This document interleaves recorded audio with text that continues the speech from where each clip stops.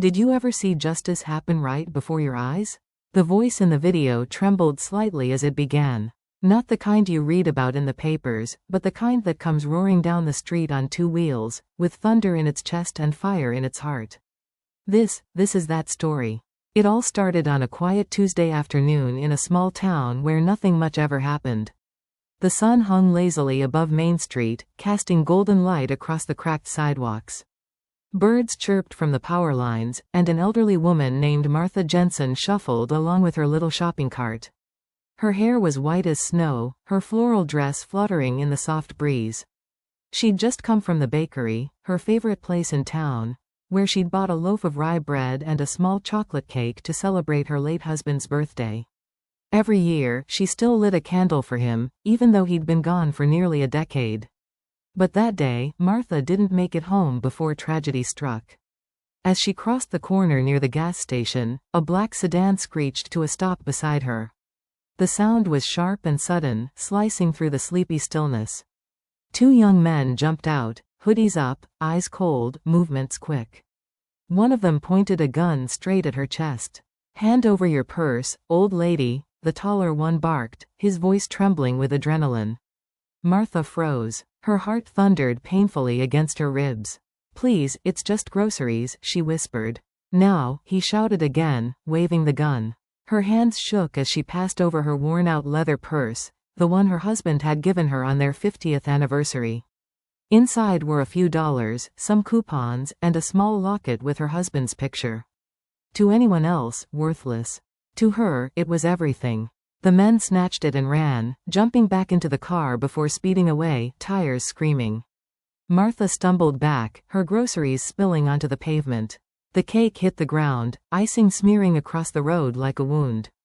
She fell to her knees, sobbing softly as people on the street froze, unsure of what to do. But not everyone was frozen. A few doors down, the deep, rumbling growl of motorcycles echoed to life. Three men stood near their bikes outside a diner, members of the Iron Faith Brotherhood, a local biker group known for community work and charity rides. They'd just finished lunch when they heard the scream and the screeching tires. One of them, a broad-shouldered man named Ryder, looked up sharply. "You hear that?" Another, Diesel, already had his helmet in hand. "That old lady, they just jacked her purse."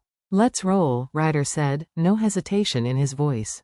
Engines roared. The street vibrated. In seconds, the three bikes peeled off, tearing after the black sedan that had taken the corner too fast. The chase cut through the town like lightning. The sedan tried to lose them, weaving through traffic, but the bikers rode like they were born on the asphalt, tight, fearless, and relentless. Diesel took the lead, his leather vest whipping in the wind, while the third biker, Tank, called the cops on speakerphone. "They're headed toward the west exit," he shouted. The thieves didn't stand a chance. On a sharp curve near the old bridge, the driver lost control. The car skidded sideways, slammed into the guardrail, and came to a smoking stop. The bikers surrounded them before they could even climb out. Ryder dismounted first, his boots hitting the ground hard. He yanked open the driver's door and pulled the gunman out, throwing him against the hood. "You think you can terrorize a defenseless woman?" he growled, his voice low and dangerous. The man stammered, "We didn't mean." "Save it," Ryder snapped.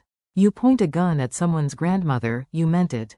Diesel retrieved Martha's purse from the back seat while Tank grabbed the car keys and tossed them into the river below.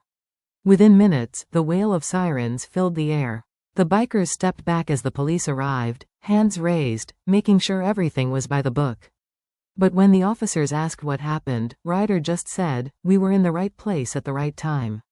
Later that evening, as the sun dipped behind the hills, the bikers returned to Main Street.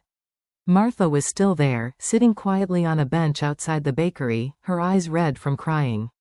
When she saw them approach, she looked up in confusion. Ryder knelt before her, holding out her old purse with both hands.